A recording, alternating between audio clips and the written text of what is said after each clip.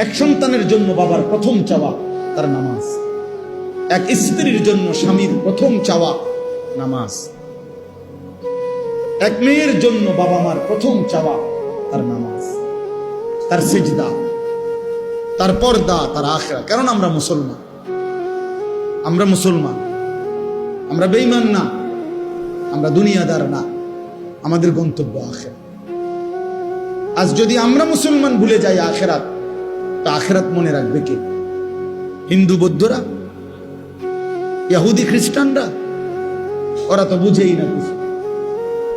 আল্লাহ তো কোরআনে বারবার বলছে ওরা বোকা, আহম্মক, লা ইয়াকিলুন, লা ইয়াফকাহুন। কোরআন সুন্নাহ বিহীন, তারা তো দলালিম মুবিন, স্পষ্ট গোমরা। আল্লাহ তাআলা বলছে, মুমিন, আমি তোমাকে ঈমান দিলাম, নবী রাসূল দিলাম, আমার আসমানি কিতাব দিলাম, যুগে যুগে বুঝাইবার জন্য উলামা কেরাম দিলাম, তারপরও পথ হারাইলা কেমন?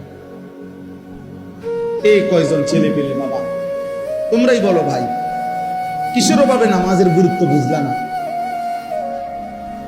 কি আল্লাহ চেনো নাই, না রসুলের নাম শোনো নাই, নাকি কোনো আলেমের মুখে কোনোদিন শুনো নাই, না কোরআন শরীফ কোনোদিন দেখো নাই, নাকি কোনো মসজিদ দেখো নাই জীবনে কোনোদিন, নাকি কোনো আজান শোনো নাই কোনোদিন?